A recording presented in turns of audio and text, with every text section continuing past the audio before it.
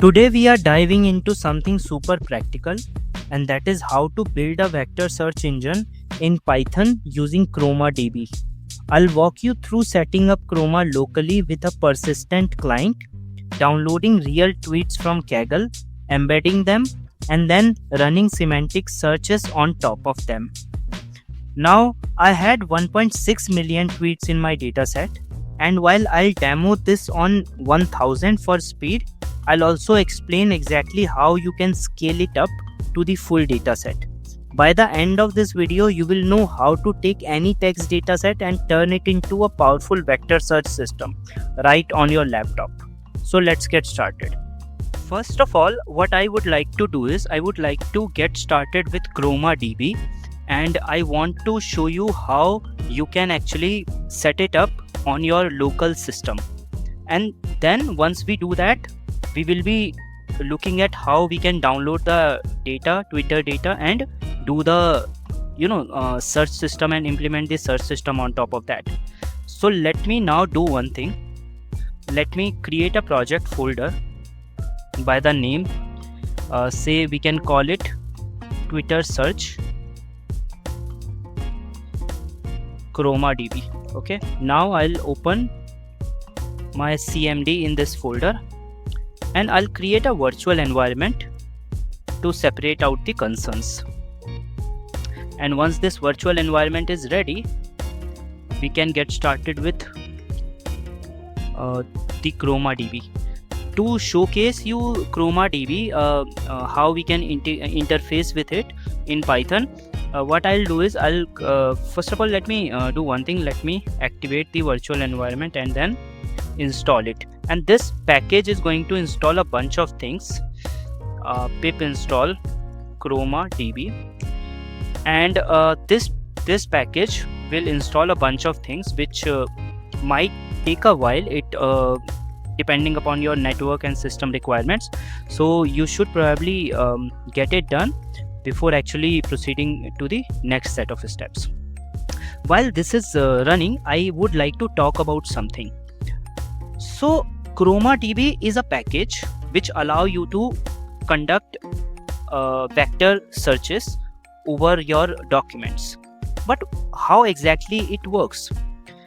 Because essentially what you will be doing in any vector search system is you have a document, and you first of all use some sort of embedding model to embed that that set of document, and then run query on top of it. Okay, now all these considerations, such as where you are going to store your embeddings, all these concerns you will still have to take care of. Okay, so Chroma, what it offers you is it offers you a way to query. So the underlying algorithm for actually doing the search is something which is implemented in Chroma. Even the embedding by default, so for example, if you don't want to provide your embedding, you can just add documents within the collection that you create, and then once you add the documents, you will be able to you will get a default kind of embedding model provided by Sentence Transformer. So that will take care of generating embedding for your documents, and that is what we are going to be using in this video. Okay, so the entire process of, let me open, or maybe I can come here. The entire process of the entire process of this whole, but using ChromaDB is a basically 4-step process. Okay, so first create a client, okay, and create a collection. Usually when you are going to be using your collections a lot using query, you won't be creating collection a lot of times. Creation of collection is a one-time process. Okay, so after creating the collection, you have to add your documents into it, and finally you can query it. Okay, run queries, and for each of these steps we have convenient Python functions. So for example, if I have to create a client, I can run ChromaDB.client class and instantiate this with whatever. And also ChromaDB by default is an open source platform, but you can go for their cloud versions, and in those situations you would have to provide the API key. Once you have this client object, for example you saved it in C, then you can create a collection, and this collection takes several arguments. One of them is what kind of embedding you want to use. We will keep that empty so that it can use the default embeddings.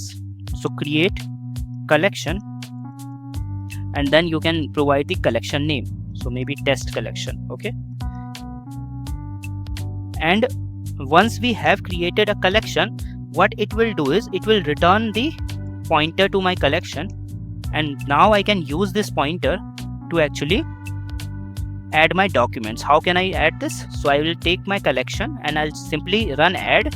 Add takes two arguments, IDs of my documents, which is going to be a list, and the actual documents, which is again going to be a list. And the moment I'm going to add these documents in the backend, what ChromaDB will do is it will use the embedding function which I provided while creating the collection to embed these documents, and it will create these internal structures, data structures, to basically enable fast queries. Okay, so finally we can run query, and that we can do by doing something like collection.query, and in Chroma collection.query, and in Chroma you can run query in two ways. You can run query over text, or you can run query over the embedding vector. Okay, so if you have text, so you can provide texts as a list.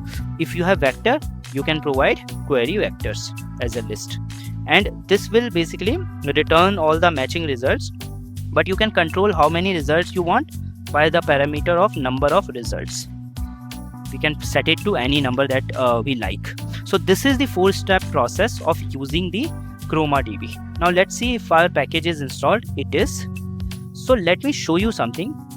So I'll just run the code.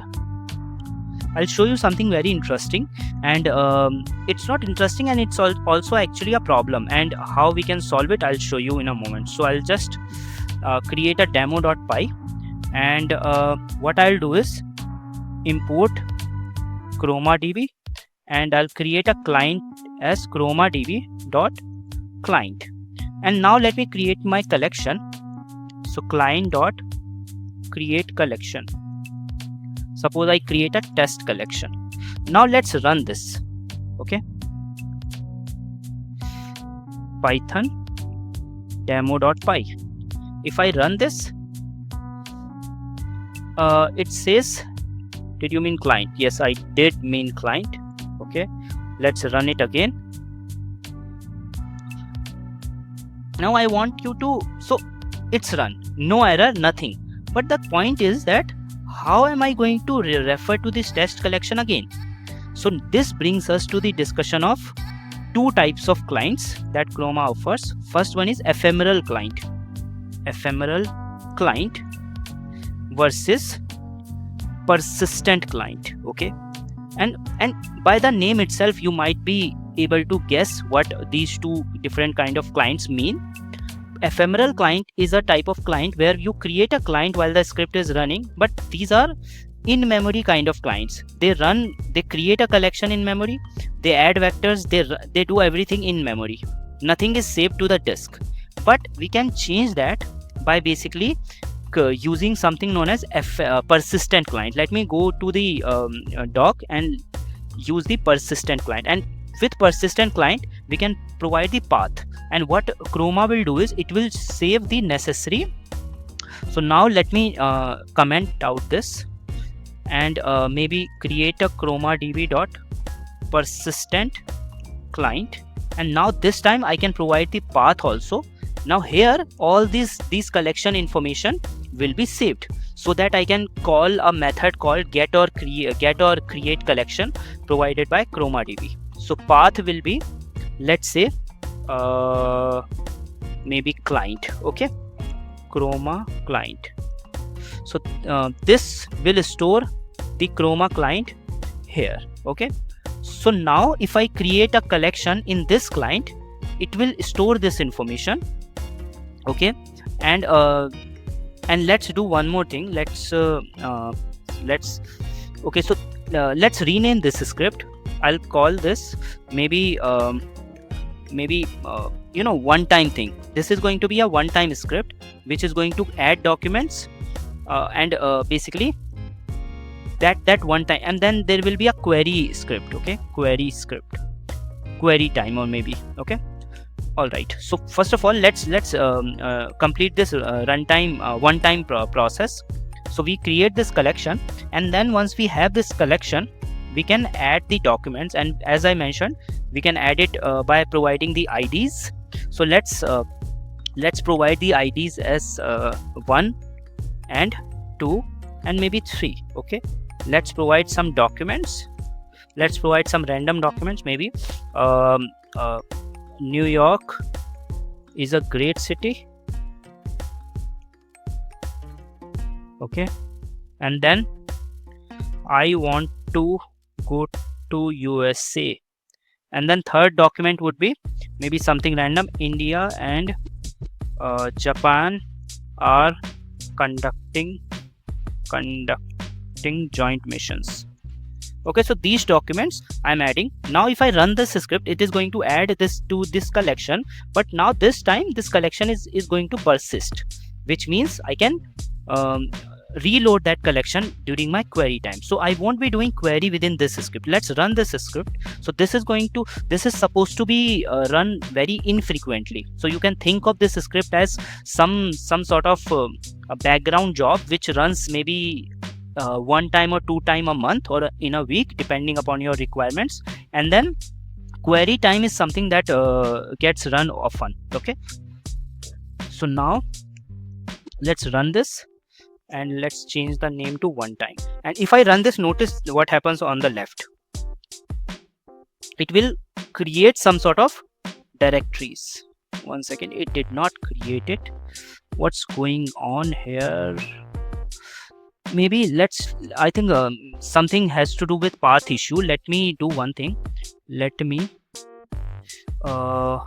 copy this path and let me provide it here. And I would need to, I think I'm good now. Let's try to run it again. Now I want to create it inside here. One second, a raw string.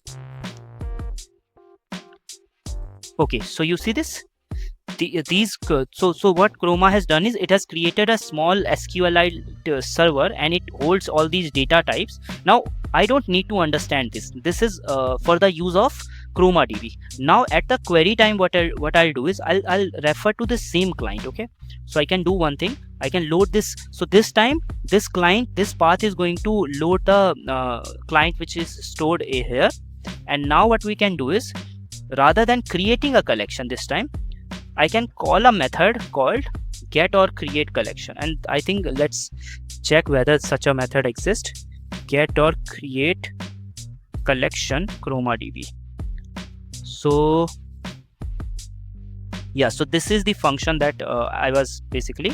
So this function, what it does is it gets or create the collection. Now to make sure that it gets it, I won't be adding the documents. I'll just be querying the documents. Okay, so results, and in the results time I want to basically query my collection, and I will pass query texts. Let's pass New York, because we remember that we had a sentence, we had a document called I want to only return 2 results. Okay, now print results. Okay, so now in the query time it is going to load the persisted client that we have stored. So Python query time, let's run this and see. So you see this, it has got, so how many results we asked for? We asked for 2 results. So it is basically giving us these 2 results. So documents are the documents it returned, and you see it returned New York is a great city and I want to go to USA. And it also included these distance metric. Now distance metric for the first document is 0.6, which means it is much closer to the query document that I passed. Query was New York, right? And the distance metric for the next document is I want to go to USA. It is 1.45, which is larger, which means it is farther away. Okay, now there are other informations like metadata and all. We can provide metadata also while doing this ingestion of one time, but I think that would be it for the ChromaDB coverage, because I want to now come to the second part of this lecture, and that is taking this existing knowledge that we have about ChromaDB and extending it to basically build a Twitter search system, Twitter semantic search system. So for that, I would like to head over to this data set. Now this data set is provided by Kaggle, and I'm logged in, so I can basically use this data. And the idea about this data set was something to do with sentiment analysis, but I don't want sentiments in this video. I just want these texts here. Okay, so how can I do that? So let's do one thing. I have basically two ways. Either I can create a notebook here and I can export a data which exports just this. This is one option. Let's go with this option only. Okay, I'll just create a code, create a new notebook here only, and because it's going to be much easier for me, because the resulting data set would be size would be reduced. So what I will do is I'll just take out the relevant column, and that relevant column is this one. I'll just save this column and I'll just export it and download it. Okay, so let me run this cell, and now once we have this cell ready, what I'll do is I'll just copy this path. So I'll say path to data is this, and this is a CSV file, which means we can read this using Python read.csv, and I can include path to data, and let's print out the head of this data. So but meanwhile so this is done. Now let's run this and let's see. Okay, so it's saying Unicode decode error. Okay, so I think we need to probably change the encoding of this data. So encoding is equal to, let's try Latin, and I'm not sure if Latin is supported. It must be supported, but let's see. Okay, yeah, so it's done now. I think header, oh I see, I think we need to provide the header information as none, because the first row is also corresponding to tweet. So now it should be, yeah, so we should be good. Now what I need to do is I need to get this data and get all its rows and the fifth column. One second, I think we need to do ilog, I guess. Okay, yeah, so this is the these are the tweets that I want to basically extract. See, I want to caution you here, I won't be doing any advanced sort of cleaning and chunking and all, because I just want to show you, or maybe let's do that. Okay, so what I'll do is I'll just save this. Maybe let's see if I can convert it into a list, although that's not advisable, but let's see. So I will store it into tweets, and now what I can do is I can take these tweets. Let me see, although various different kinds of cleaning can be done, but I think that's the power of I'm quite very not sure whether I should be going with text cleaning or not in this video, but let's cover that ChromaDB part. Let's do one thing. So we have got about how many, let me check the length of tweets. I've got about 6 million? Yeah, 1.6 million tweets. Now my system won't be able to handle that. So what I'll do is I'll try to extract some 50,000 tweets out of these. Okay, so what we can do is we can write we can extract first 50k tweets, and then what I'll do is, one second, what I'll do is I'll take these tweets and I'll create a new data frame, and I'll probably name the column as tweets, and one second, yeah. So now I have this data frame, and I would like to save this data frame as to CSV, tweets.csv. I don't want any index, so I'll just say index. So now my tweets data should be here. Now it's 3 megabyte, which is good, which is reasonable, and even I guess 1.6 million I could have demonstrated, but I feel let's start with that, and then I can possibly, if I have some time, I can show you that as well. So I'll store this data, Twitter search embedding Twitter search ChromaDB. Okay, now let me come back to here. Now in this one time script, let me see if I have got pandas installed. So pip install pandas. Now in this one time, what I'll do is, yeah, pandas is getting installed. Meanwhile, I can write the code. So import pandas spd. Okay, now after this, so I will refer to the same client, but this time instead of test collection, I'll call this collection as Twitter sentiment, or no, not sentiment, Twitter semantic search collection.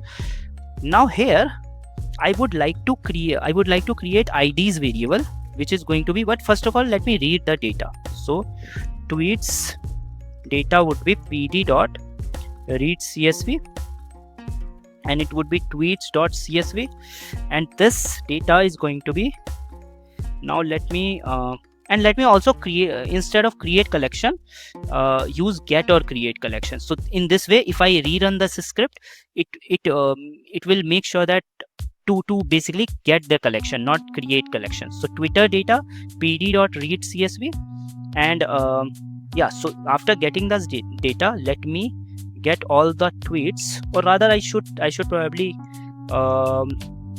get the column from here, tweets, and get to list here. Okay, and meanwhile I'll just comment out this, and let's run this script to basically print out whether we are able to load the tweets data in our Visual Studio Code or not. Okay, so let me clear the cell Python one time. Let's run this and let's see if we have got anything. Okay, so we are able to see something, and now let me clear this cell, or I should have printed one tweet, but never mind. So now what I can do is I can create some IDs, which is going to be for I in. So I'm just creating random ID. So for I in range, and this would be length of tweets data, and I would probably start with 1 and length of tweets data, and then I'll create a ID as tweets,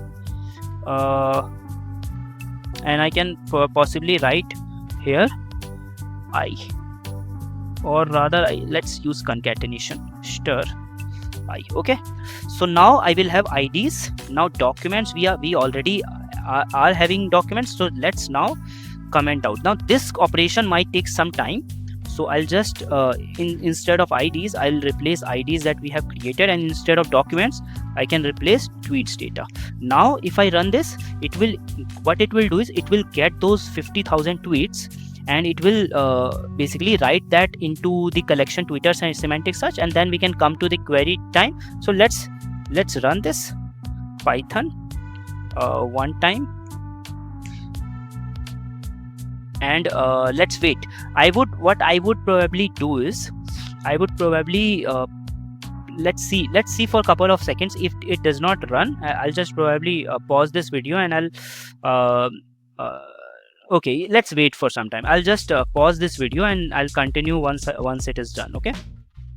Okay, so there is an update. So my system was not able to complete the execution of adding all those 50k vectors, and the reason for that is that by default the ChromaDB is computing the embeddings using the sentence transformer model, which is not very good at running large number of embeddings on CPU, and I'm on a CPU system. That's why I would not be able to demo it. Maybe I can move this if I move this job to Google Colab, it would be much faster, but since I have set up almost all the things, so what I will try to do now is I'll try to first of all add this for maybe 10 documents, just to see if everything is fast and nice. So let's run the one time script once again, and this time it should be much faster, and yes, it is much faster. But let's do one thing, let's delete all these things. So I'll just delete the previously created databases. So now I'm creating the database one more time, and this time let's do it with maybe considerable amount, maybe 100. Let's start with 100 first, and let's see how much time it takes. So Python one time, let's run this. Now it is running that script for 100. Now 100 embeddings are being produced. Even that 100 is taking some time, you see, and the reason for that is because even those 100 to produce those 100 embeddings, power is required. So let's now stick with 1000 because we can wait, and meanwhile I can talk about some stuff. So let's delete this 2 again, and let me run this again. Now this time I'm running it with 1000, and 1000 to produce 1000 embeddings, it is going to take, I'm estimating 1 to 2 minutes. Okay, so once we create that, and let me now briefly, while this is getting completed, talk about how you can potentially do it faster. The obvious solution is to use a GPU. Okay, that's the obvious solution. And if you are not able to go for GPU, what you can do is you could have used OpenAI's embedding. And OpenAI embedding, what they allow you to do is they allow you to pass the you can say API keys, and ChromaDB will take care of producing embeddings for your added documents, okay, in the backend. So all these things will be done in the backend. And there are several embedding providers which are available out there, so you can go for that. But here what we have done is we have only considered 1000 tweets to demonstrate the system. Now once we have that, now we won't be able to query it immediately. So now if I query this Twitter semantic search collection using the query text science and tech, it might not be available immediately, because internally the index creation takes some time. Although now index creation has completed, because we can see the script is done running, that means index creation is done. So internally all these data structures are available here, right? So now we can query it. So let's start querying it. So now what I can do is I can do Python query time, and let's run this, and let's see which tweets are similar to the technology tweets. Okay, so we can see the first one is FML, so much for seniority, BC of technological ineptness. I now have, so we see something related to technologies appearing. Okay, so now let's go for, and obviously we might see that the second document is not quite related to tech, but you get the idea. Let's now return maybe, or let's maybe loop through the results. So for what I can do is I can get documents.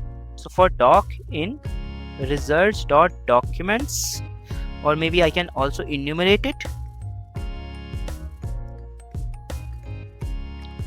and then we can print the doc and also the score. And where can I get score? So distances.